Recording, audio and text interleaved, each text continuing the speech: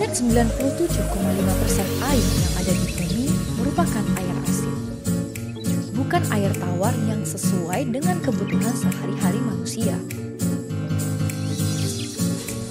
Dari 2,5% air tawar yang ada, sebagian besarnya tidak dapat digunakan karena berada di tempat yang jauh tidak terjangkau. Seperti terperangkap dalam bentuk salju, es di kutub, atau di bawah tanah yang sangat dalam. Hanya kurang dari 1% air tawar saja yang dapat digunakan oleh manusia. Menurut Kementerian PUPR, penggunaan air rata-rata setiap orang di perkotaan Indonesia adalah 144 liter per harinya, setara dengan 16 buah galon air. Hampir separuhnya digunakan untuk mandi.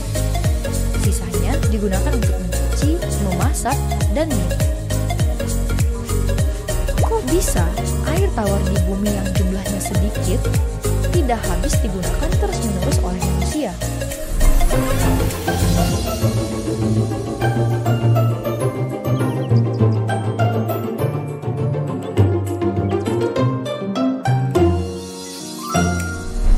Air merupakan komponen penting dalam kehidupan. Sebagian besar tubuh makhluk hidup terdiri dari air. Contohnya tubuh manusia yang 70%-nya merupakan air. Oleh karena itu, kita sering sekali meminum air. Selain itu, air juga digunakan untuk membersihkan tubuh, mencuci pakaian, dan memasak. Air tidak selalu berbentuk cairan. Ketika didinginkan, air akan berubah bentuk menjadi es yang padat. Apabila air dipanaskan, maka akan menjadi uap air yang tidak terlihat oleh mata. Begitu pula di alam. Air dapat berbentuk cairan seperti yang terdapat di bawah tanah dan mengalir di sungai.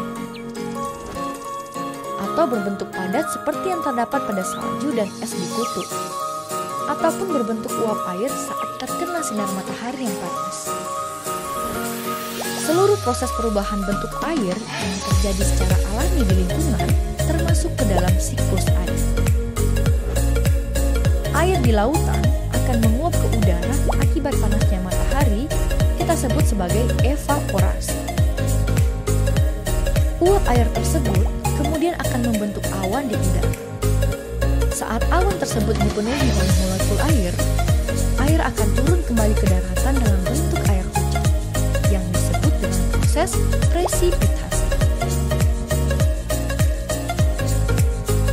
Air hujan yang membasahi daerah dataran tinggi akan diserap oleh tanah dan mengalir ke dataran yang lebih rendah, melalui aliran sungai hingga kembali ke lautan.